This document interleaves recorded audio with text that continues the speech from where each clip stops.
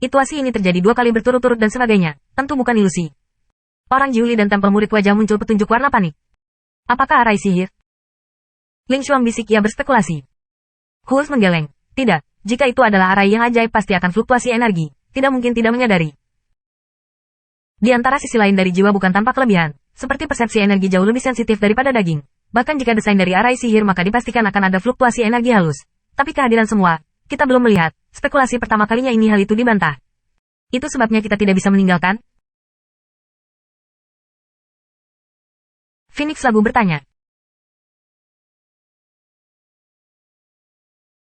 Khawatir Syahid menggelengkan kepalanya dan berkata.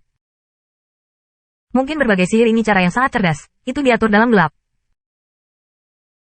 Khawatir kemartiran mengatakan, wajah semua orang lebih banyak dan lebih berhati-hati. Hampir semua bidang gelap terisolasi, apakah itu energi cahaya, atau suara, di samping depan segera kabin, dan cahaya bersinar lilin garpu, kegelapan hanya menembak lampu di tempat lain. Jika mereka arai yang ajaib diatur dalam gelap, mereka memang tidak terdeteksi. Saya coba lagi. Ketika Feng Jie mengatakan ia sekali lagi turun garpu di jalan, ia baru saja keluar dari puluhan langkah-langkah untuk mencapai titik bifurkasi. Flash perawakannya dia sekali lagi kembali ke pintu kabin. Tempat ini bisa masuk tidak bisa, saya takut itu adalah jadi, kata Feng Jie. Luo Zeng mengerutkan kening, tiba-tiba teringat spar mereka.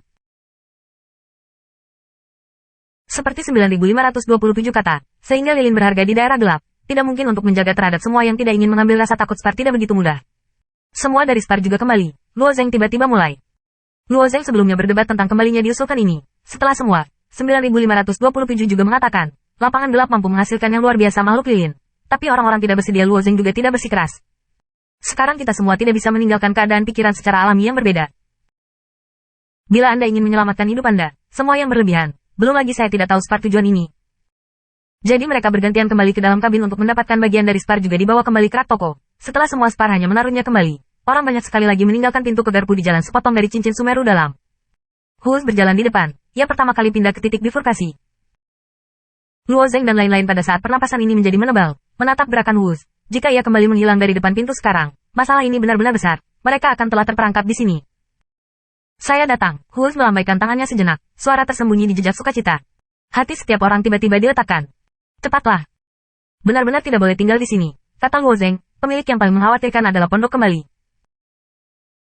Di sini karena ada larangan seperti itu, menunjukkan pemilik pembangunan rumah-rumah kayu yang tidak ramah, orang Jiuli dengan murid-murid tempel juga tahu sangat baik, dan semua garpu di jalan turun berpok siap untuk kembali. Hanya Hulz siap untuk memulai sebuah jembatan kayu pada kesempatan tersebut, ia tiba-tiba melihat jejak yang salah, seluruh orang tiba-tiba muncul kembali. Dan bahkan memberi 2 orang Jiuli mengetuk ke tanah. Hei! Sebuah snakehead merah besar tiba-tiba melompat menggigit di ujung atas jembatan kayu. Juga kehilangan Hulz respon yang cepat, kalau tidak aku takut bahwa sekarang telah menelan. Piton merah ini dibawa ceroboh, Luo Zeng dijatuhkan jembatan kayu, meskipun jauh di bawah jembatan kayu, tapi bar piton merah tidak dapat dibunuh. Ini semua jalan ke bawah tebing di bawah yang naik, ia telah bersembunyi dalam gelap. Tersembunyi begitu lama, adalah menunggu untuk pejalan kaki dari Luo Zeng, tidak mengharapkan persepsi Hulz begitu tertarik, sebenarnya melarikan diri pukulan fatal. Orang lain melihat piton merah tiba-tiba bergegas keluar, juga terkejut. Hal ini benar-benar berlama-lama sebenarnya sudah tinggal di sini. 9 Li dan para murid candi sangat mundur, potongan lurus garpu pergi. Piton merah juga menyeberangi jembatan kayu, memperluas kepala ular panjang terhadap 2 orang Jiuli terakhir menggigit. Hanya Hulz untuk melarikan diri piton merah langsung kepada 2 orang Jiuli paling belakang merobohkan 2 orang Jiuli kembali secara alami lebih lambat. Tampaknya jatuh ke seko kesempatan, tiba-tiba menurunkan lebih dari 1 bayangan hitam. Boom! Luo Zeng melompat dari belakang, sementara merangsang kekurangan kuasa Allah. Ratusan juni tubuh beruang kuasa Allah untuk drop down. Masih cukup minum pot piton merah. Ular memiliki mulut terbuka itu tiba-tiba Luo Zeng kedua kaki terlalu dekat bersama-sama. Cepat.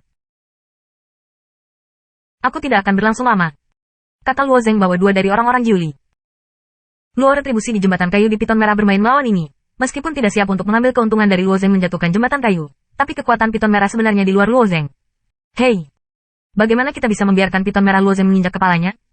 Ekornya terangkat tinggi. Luka dalam lingkaran di jembatan kayu. Ke salah satu kasar tiba-tiba cambuk. Pergi ke arah lobit intrinsik. Tempel murid dan orang-orang Jiuli kembali pada kesempatan tersebut. Merasakan wajah ekor tersembunyi kekuatan sangat jelek. Yang dikenakan kuasa Allah. Saya takut untuk mencapai ribuan juni kekuatan. Apalagi di sisi lain. Bahkan jika ibu di dunia. Mereka memaksa orang-orang ini untuk ditarik dalam ribuan Allah Kuan mungkin akan hancur. Di mana Luo Zeng berani menyapa mengibaskan ekor Monty Piton? Dia jungkir ke arah belakang. Kantan menghindari ekor imbang. Tetapi reaksi piton merah juga cepat. Ekor di udara. Melayang kurang dari setengah lap. Terus menjauh Luo Zeng mengalahkan lagi. Hei! Tubuh besar Luo Zeng masih di udara, tidak bisa bergerak dan menghindar. Ketika mata akan ditarik oleh ekor ular, Luo Zeng dengan cepat melepaskan kekuatan para dewa, dan tubuh besar asli dengan cepat menyusut, hanya menghindari sapuan ekor ular. Hei! Sosok tubuh Luo Zeng yang jatuh di tanah juga mundur ke belakang dan dengan cepat mundur ke jalan. Kalajengking raksasa merah bertahan di bawah jembatan kayu begitu lama, tetapi dia tidak bisa melahat siapapun. Sangat marah. Seluruh tubuh hanya meninggalkan jembatan kayu dan langsung menuju Luo Zeng dan yang lainnya.